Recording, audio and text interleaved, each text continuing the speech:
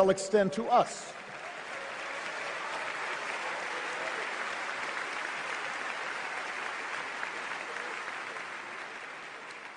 That's how we can build a true Democratic majority, one that can get things done. And by the way, that does not just matter to the people in this country. The rest of the world is watching to see if we can actually pull this off.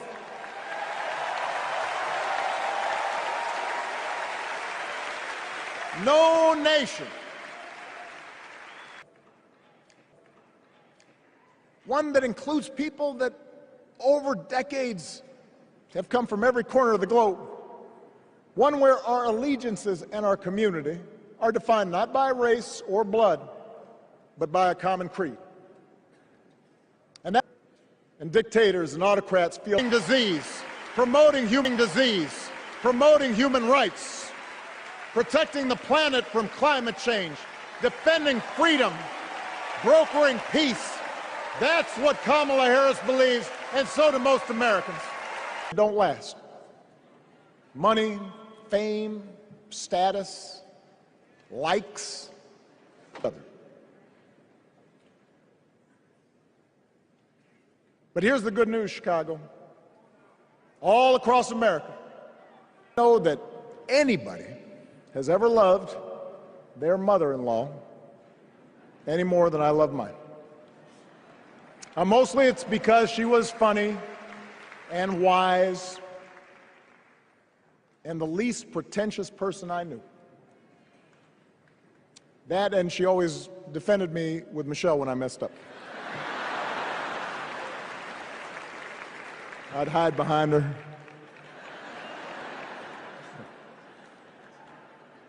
A woman who helped raise me as a child. And on the surface, the two of them did not have a lot in common. One was a black woman from right here, south side of Chicago, right down the way. Went to Englewood High School. The other was a little old white lady born in a tiny town called Peru, Kansas. Now, I know there aren't that many people from Peru.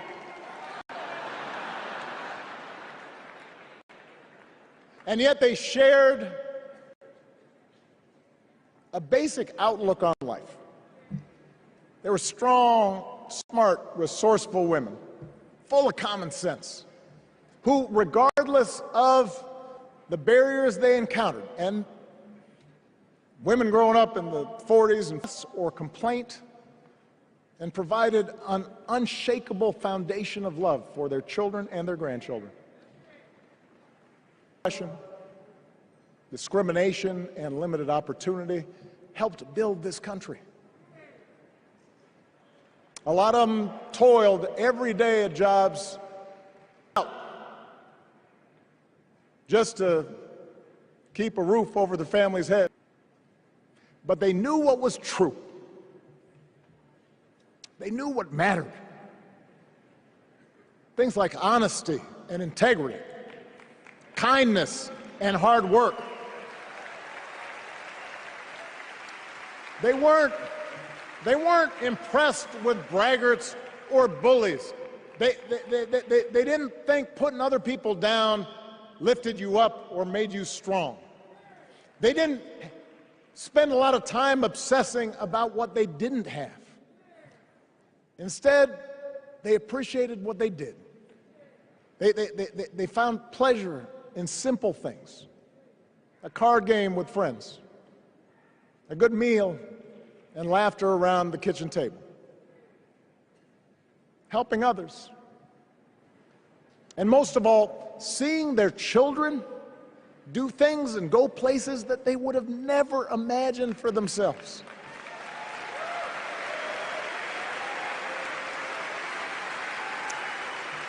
Whether you are a Democrat or a Republican or somewhere in between, we have all had people like that in our lives. People like Kamala's parents, who crossed oceans because they believed in the promise of America. People like Tim's parents, who taught him about the importance of service. good, hard-working people who weren't famous or powerful, but who managed in countless ways. Have never, ever had it so good. And these oligarchs tell us we shouldn't tax the rich. The oligarchs tell us we shouldn't take on price gouging. We shouldn't expand Medicare to cover dental, hearing, and vision. And we shouldn't increase Social Security benefits for struggling seniors. Well, I've got some bad news for them.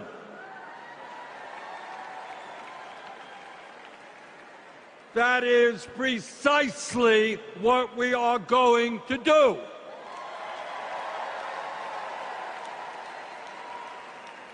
And we're going to win this struggle because this is precisely what the American people want from their government.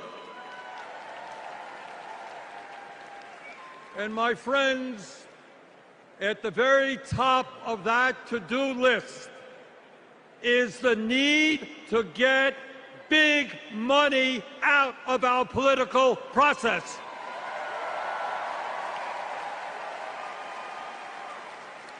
Billionaires in both parties should not be able to buy elections, including primary elections.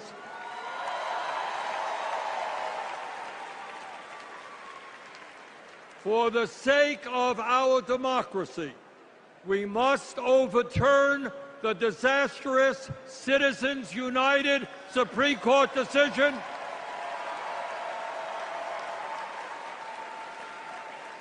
and move toward public funding of elections. And let me tell you what else we must do. We need to join the rest of the industrialized world and guarantee health care to all people as a human right, not a privilege. We need to raise the minimum wage to a living wage. We need to pass the PRO Act so that workers can organize in unions and gain the decent pay and benefits they deserve. We need to strengthen public education, raise teachers' salaries, and make sure that every American, regardless of income, receives the higher education he or she needs. We need to take on Big Pharma and cut our prescription drug costs in half so that we no longer pay any more than other countries. Joe and Kamala made sure that no senior in America pays over $35 a month for insulin. We need to make sure that reality is true for every American. I look forward to working with Kamala and Tim to pass this agenda. And let us be very clear. This is not a radical agenda.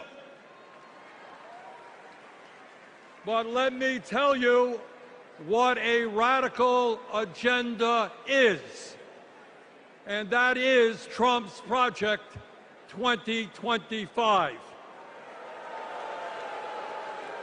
At a time of massive income and wealth inequality, giving more tax breaks to billionaires is radical. Putting forth budgets to cut Social Security, Medicare, and Medicaid is radical. letting polluters destroy our planet is radical. And my friends, we won't let that happen.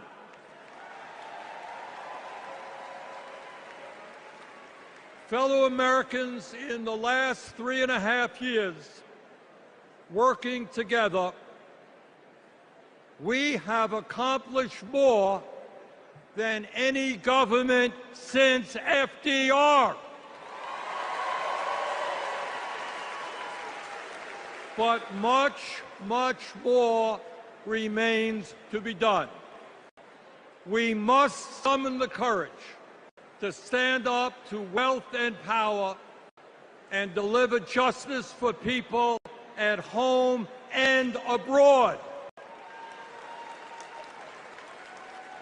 Abroad, we must end this horrific war in Gaza.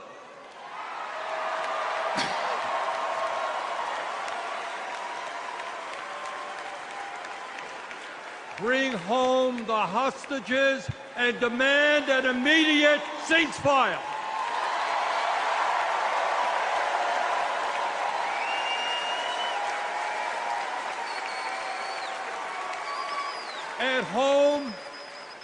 At home right here, we must take on Big Pharma, Big Oil, Big Ag, Big Tech, and all the other corporate monopolists whose greed is denying progress for working people. On November 5th, let us elect Kamala Harris as our president, and let us go forward to create the nation we know we can become. Thank you all very much. Fellow Democrats, welcome to Chicago. We're a great American city in a proud blue state. Our patriotism was formed in frost and in fire, and in the steel we forged to survive both. Our love of country has been a tapestry of faith that weaves from Abraham Lincoln reuniting a house divided to Barack Obama declaring blue states and red states make one United States.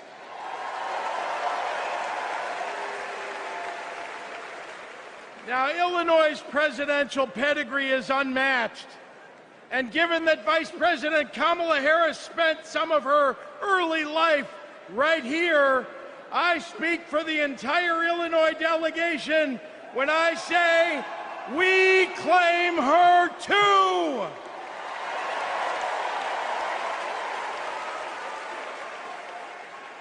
Now, one president we will never claim is the con artist the Republicans nominated in Milwaukee last month.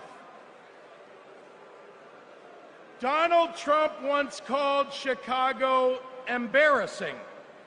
To quote a great Chicagoan who won 6 world championships on these very grounds, we take that personally.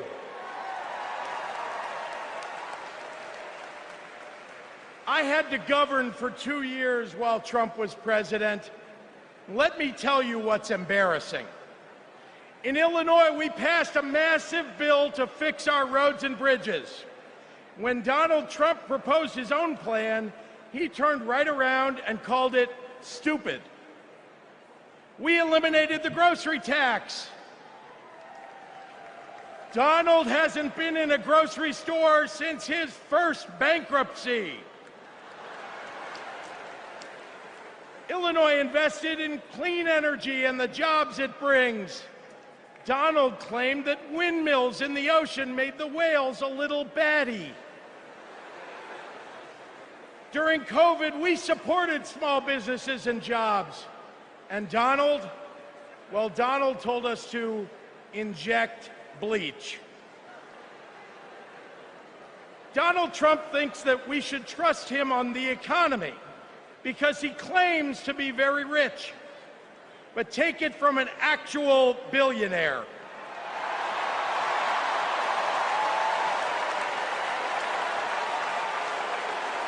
Trump is rich in only one thing: stupidity.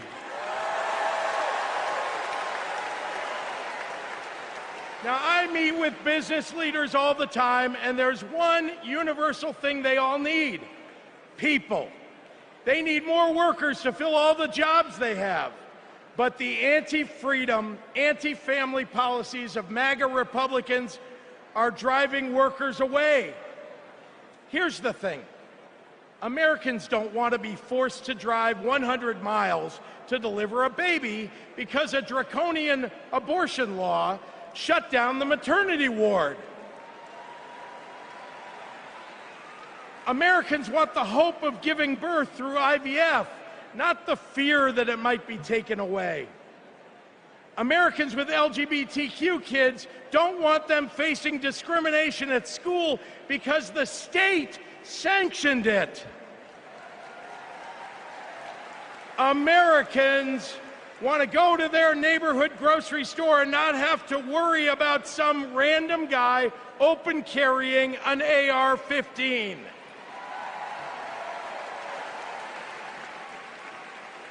Americans don't want their kids to be taught in history class that slavery was a jobs program. And if Americans are black or brown, they want to get promoted at work without being derided as a DEI hire for the sin of being successful while not white.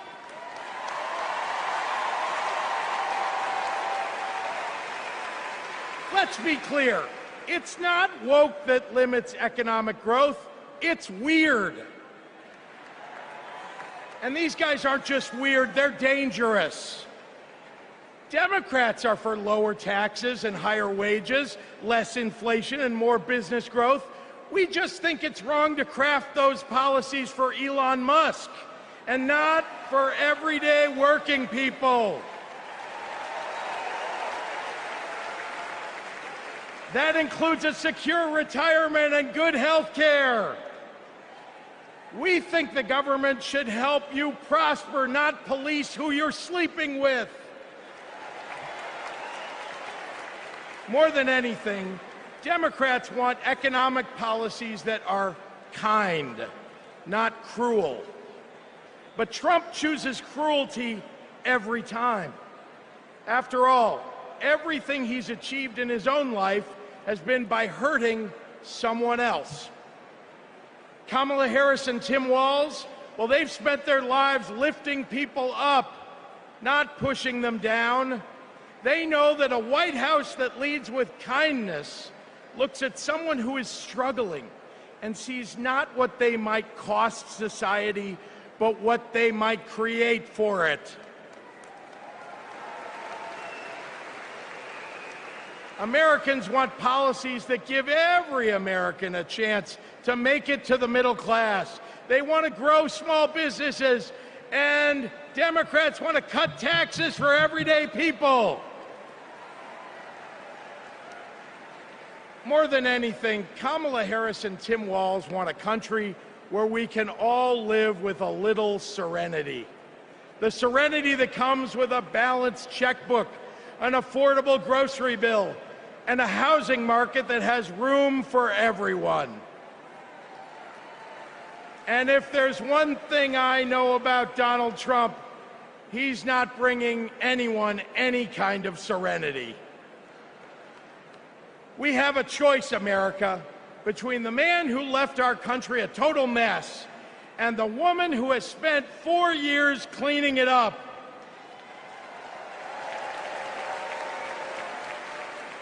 And I think it's time we stop expecting women to clean up messes without the authority and the title to match the job.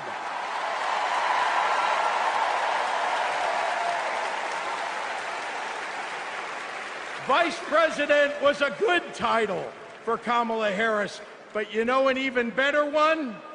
President of the United United States of America. Let's go get 'em!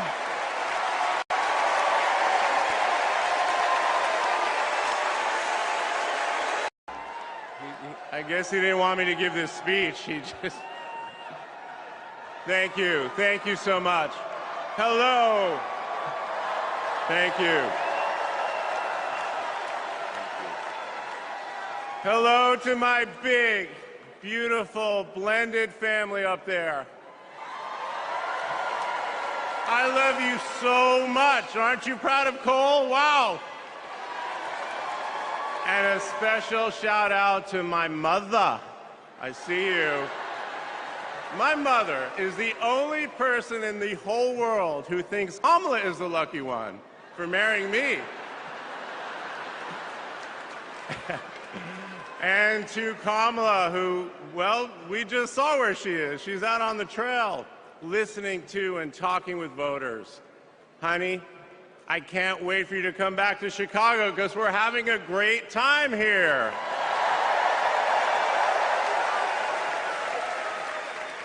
I love you so much. I'm so proud of how you're stepping up for all of us. But that's who she is. Wherever she's needed, however she's needed, Kamala rises to the occasion. And she did it for me and our family. And now that the country needs her, she's showing you what we already know. She's ready to lead. She brings both joy and toughness to this task, and she will be a great president we will all be proud of. Now, I'm the son of two Brooklynites, Mike and Barb. They've been together almost 70 years. My dad worked in the shoe business in Manhattan, and he moved our family out to New Jersey. Where's New Jersey? I see you out there. When I was a little kid. And in a lot of ways, I had a typical Jersey suburban childhood. I biked around the neighborhood. I took the bus to Hebrew school. And I rode to Little League practice in the way back of my coach's wood-paneled station wagon. And if we did well, we got to have a Slurpee after. In my neighborhood, everyone left their garage door open. Wherever you ended up at dinner time, that's the family that fed you. Everyone took care of everyone else. And the guys I grew up with are still my best friends. The group chat is active every day, and it's probably blowing up right now, guys. When my dad had to get a new job, we moved across the country to LA. Money was tight. Hey, California.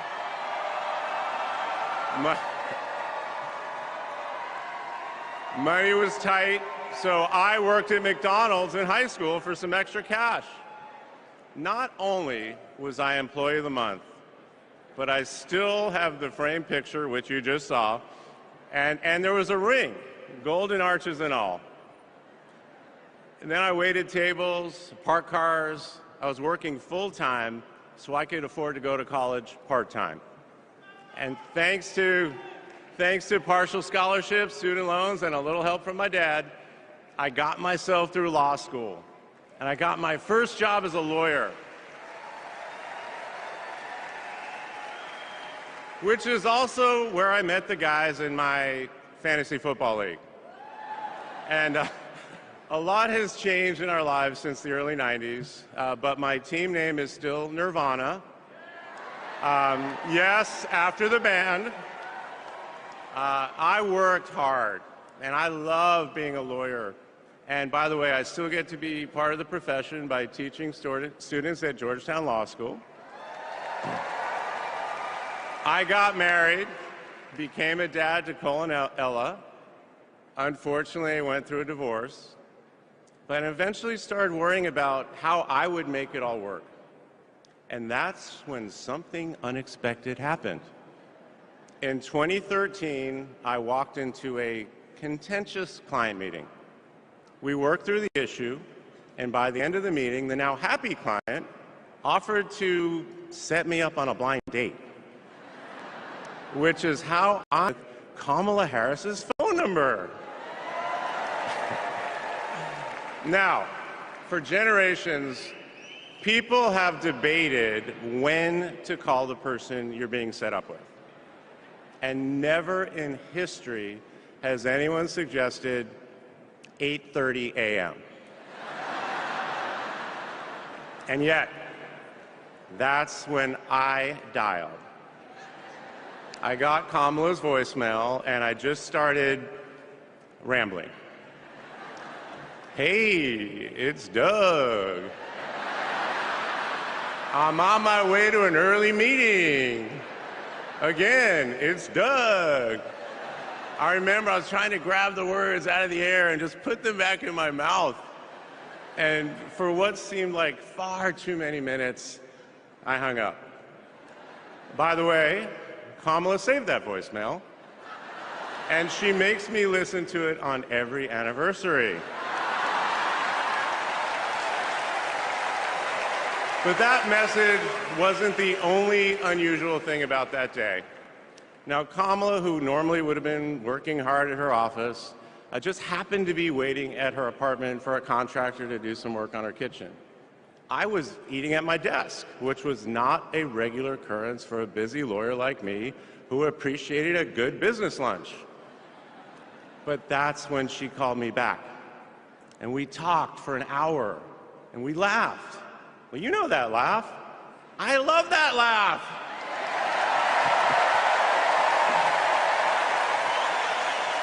And maybe that counted as our first date. Or maybe it was that Saturday night when I picked her up and told her, buckle up, I'm a really bad driver. Because you can't hide anything from Kamala Harris, so you might as well own it. And as I got to know her better and just fell in love fast, I learned what drives Kamala. And it's what you've seen over these past 4 years, and especially these past 4 weeks. She finds joy in pursuing justice. She stands up to bullies just like my parents taught me to. And she likes to see people do well, but hates when they're treated unfairly. She believes this work requires a basic curiosity in just how people are doing. Her empathy is her strength. Over the past decade, Kamala has connected me more deeply to my faith, even though it's not the same as hers. She comes to synagogue with me for high holiday services, and I go to church with her for Easter.